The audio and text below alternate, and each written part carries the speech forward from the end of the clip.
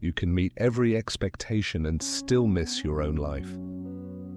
That is the quiet ache that surfaces when the applause fades, when the people you tried so hard to please go back to their own homes, their own stories, and you are left sitting with yourself.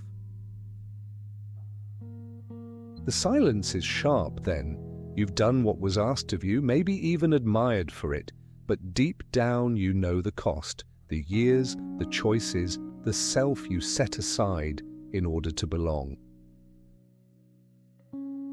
I remember sitting once in a crowded room after a family gathering, plates stacked high, the air buzzing with conversation, laughter spilling across the table. I had done everything right, polite words, reliable presence, nodding along with tradition. And yet, in the middle of that noise, I felt utterly absent. I had lived the day for everyone else, not for myself. The ache wasn't anger, it was hollowness, a sense that I had played a part in a play that would never end, and somewhere backstage, my own life was still waiting for me. Stephen knows this ache well. He once admitted, "I live by duty, by what's expected. I tell myself it's love, but sometimes I wonder if I've ever chosen for myself." Angela carries the other mirror. I reject what they want, but then I get lost without direction. It feels like tearing up the script without having my own. Both voices ache with the same question: whose life am I living? It is a quiet torment, this realization. You can meet every standard, carry every duty, win every nod of approval, and still lie awake wondering if you've missed the one life that was meant to be yours. I stayed in a job I hated for 15 years because it was what a man should do. The office was a box of fluorescent light. The hum of computers filled the air, papers stacked in endless piles, the same conversations recycled day after day. I would sit at my desk, calendar pages flipping, each month dissolving into the next. The work didn't kill me, it erased me slowly. Each morning I tied my tie like a noose of expectation. Each evening I trudged home, weary not from the effort, but from the absence of meaning. I told myself it was duty. I told myself it was noble to provide, to endure, to sacrifice. But what I didn't tell myself, what I didn't dare admit, was that I was living someone else's script. It was the life handed to me by culture, by tradition, by expectation, and by accepting it blindly, I missed my own. Stephen has confessed. I go to work, I meet every responsibility, but sometimes I wonder if any of it was mine to begin with. Angela reflects the other edge. I've thrown away their expectations, but sometimes I wake up restless, lost, because I haven't written my own. Their stories expose the contradiction. Approval without authenticity is emptiness. Authenticity without anchor is drift. Living for others' eyes leaves you blind to your own. That was the lesson I learned in those fluorescent years. And by the time I walked away, I realized the deepest cost wasn't the hours spent, but the silence of not knowing myself inside them. Approval is borrowed, authenticity is earned. Those words have stayed with me through every season of my life, echoing each time I second-guessed a decision. Approval feels sweet in the moment, the nod of a parent, the praise of a colleague, the comfort of tradition. It's tempting because it arrives quickly. It soothes the ache of doubt, if only for a while. But its sweetness fades, approval is borrowed, and borrowed things never last. They belong to the giver, not to you. Authenticity, on the other hand, costs more. It unsettles others. It makes people question you, sometimes even reject you. To walk in truth is to risk misunderstanding, to risk being seen as less reliable, less acceptable, less safe. And yet the peace it brings is different. It doesn't echo for a moment and vanish. It roots itself. When you live from authenticity, the peace is yours, unborrowed, unmoved by shifting opinion. I once came across a thought: a borrowed road never leads home.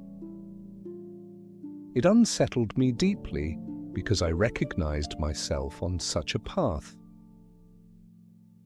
I had walked it faithfully, following the markers laid down by culture, family, expectation. The road was paved, respected, admired. But it ended in a place I didn't belong. It had delivered me not to home, but to a hollow imitation of belonging. That moment broke something in me. The illusion that approval could carry me where I longed to go. Stephen once asked, almost under his breath, "Have you ever lived a day you didn't choose but still called it yours?" His words carry the exhaustion of someone who spent too long meeting standards that were never his. Angela once admitted quietly, "I threw away their script, but I forgot to write my own." That's its own kind of cage. Her confession reveals the other side: freedom without compass, authenticity abandoned by hesitation.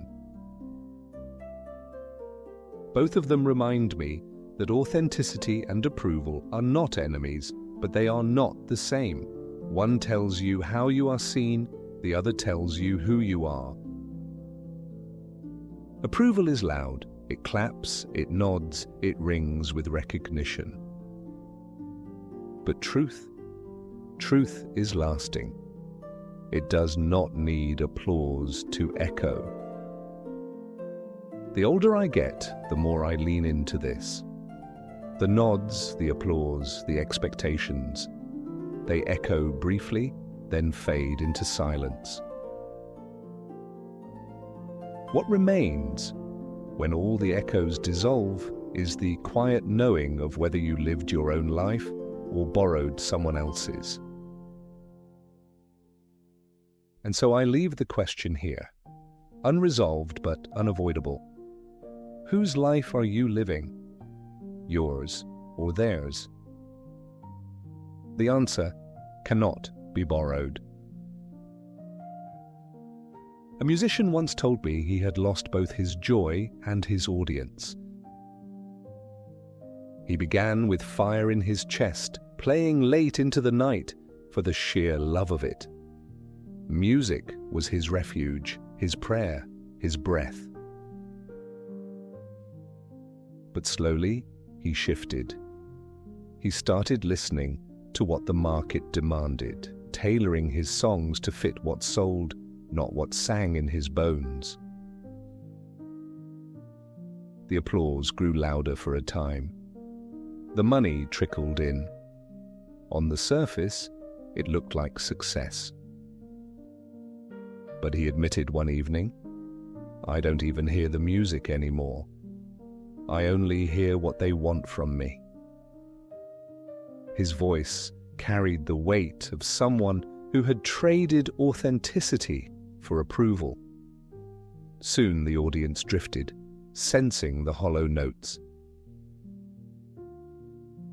And in the silence that followed, he was left not only without listeners, but without himself. Stephen once confided, "I do what's expected because I fear what happens if I don't." but sometimes I realize I don't know what I'd choose if it was up to me. Angela gave me the other mirror. I rebel, I refuse, I tear up their script. But then I feel lost, like I'm standing in the dark without a compass. Their stories remind me of the musician. The loss comes not from expectation alone, but from forgetting yourself inside it. I think of sitting in a quiet hall after a performance, the last notes still hanging in the air. What lingers is not the applause, but the truth of whether the music was alive. Approval fades. Authenticity is what breathes. Living for others' eyes leaves you blind to your own. Stephen carries this blindness in the rhythm of duty. I work, I show up, I provide. But sometimes I wonder if the life I'm living is even mine. Angela carries it in her drifting. I threw away their rules, but I forgot to write my own. Now I feel unmoored. Their words bring me back to the same paradox. Approval without authenticity is emptiness, and freedom without anchor is drift. I've lived both. I stayed in that office for years, convincing myself I was noble for enduring. And I've also walked away from duties entirely, only to feel untethered, restless. Both extremes left me hollow. The detour I've found is smaller and quieter. Approval and authenticity aren't enemies. Approval tells you how you are seen. Authenticity tells you who you are. Together they can coexist, but only if you hold authenticity first. I once wrote, "Approval is borrowed, authenticity is earned." That line steadies me when I feel the pull of others' expectations. I remind myself that borrowed things return empty. Earned things remain. So I ask myself often, what would it look like to live my life as mine, even if it disappointed theirs? And what would it feel like to be seen, not for the role I play, but for the truth I carry? Approval fades, truth remains. That sentence echoes in me tonight as I sit in the stillness of my room. I think of fluorescent years wasted in an office that never felt like mine. I think of the musician who lost his joy trying to please an audience that left anyway. I think of Stephen, faithful to duty, yet blind to himself, and Angela, tearing up expectations but restless without direction. Their lives and mine all circle the same question. Whose life are you living? The road stretches quiet, lined with the choices I've made and the ones I avoided. For years I thought approval would steady me, that walking the road others drew for me would guarantee belonging. But approval is borrowed, and borrowed lives never last. The applause fades, the shoulds dissolve. What remains is the quieter question, was any of it truly mine? The ache of expectation doesn't disappear. It rises again and again, the pressure to prove myself, the pull to choose safety over truth, the fear of disappointing those I love. There will be days when I am tempted to trade authenticity for acceptance, to walk a road paved by others' voices. And yet when I pause, I hear something deeper than their approval. my own presence. And I know the only peace worth keeping is the kind born of truth, not applause. I remember the years I stayed in work that drained me because it was respectable, because it was what a man should do. On paper, I succeeded. Inside, I was hollow. That hollowness taught me what approval cannot. Borrowed roads cannot carry you home. The road bends forward, steady in its uncertainty. I cannot see what waits, but I no longer need applause to step into it. So I breathe and whisper into the quiet. Maybe the only life worth living is the one that still feels like mine when the applause is gone.